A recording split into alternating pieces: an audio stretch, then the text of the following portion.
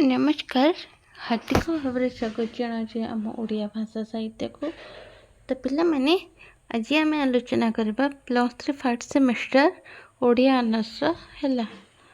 +3 first semester Odia honours जो मैंने भी यही 2026 रे एडमिशन करचंती हैला।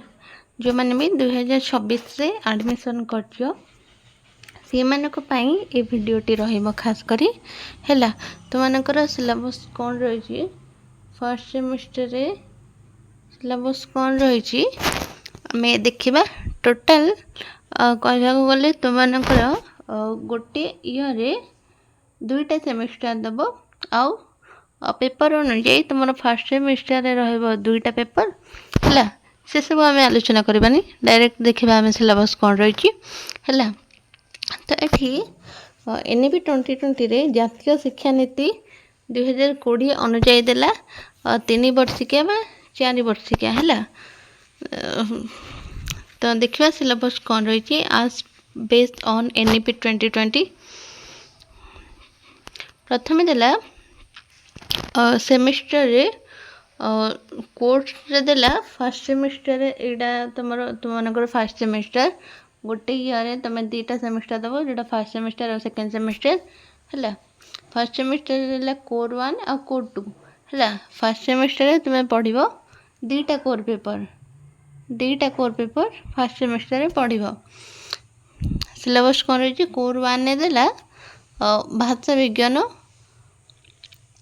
आउ कोर 2 रे देला साहित्यर स्वरूप।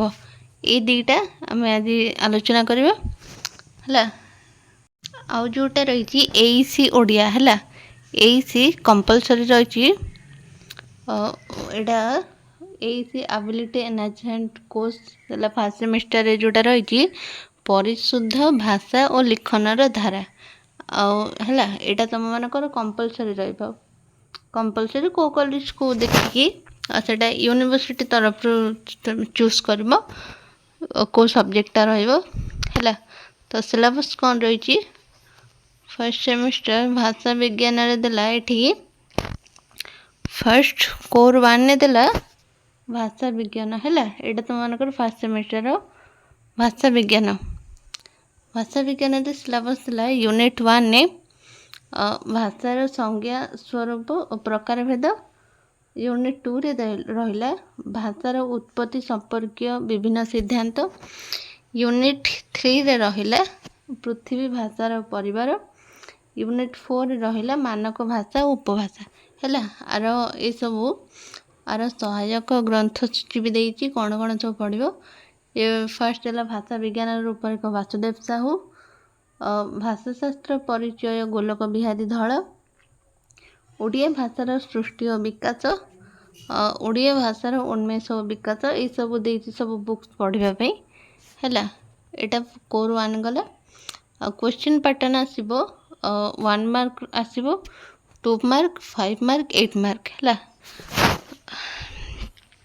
तापरे कोर 2 रे है कोर 2 रे सिलेबस आसला साहित्यर स्वरूप कोर 2 नाटक एकांकिका विषय देखिए। यूनिट 1 ने देला काव्य कविता फर्स्ट चैप्टर रे देला काव्यर महाकाव्यर संज्ञा स्वरूप प्रकार भेद। चैप्टर 2 रे देला गीति कविता गाथा कविता सनेट संबोधन गीति कवितार संज्ञा और स्वरूप। एटा गला यूनिट 1। यूनिट 2 रे देला गल्प और उपन्यास और चैप्टर 1 ने देला गल्पर संज्ञा स्वरूप प्रकार भेद। चैप्टर 2 रे देला उपन्यासर संज्ञा स्वरूप और प्रकार भेद। एटा गला यूनिट 2 रे। तापर आसला यूनिट 3 रे आसला नाटक और एकांकिका।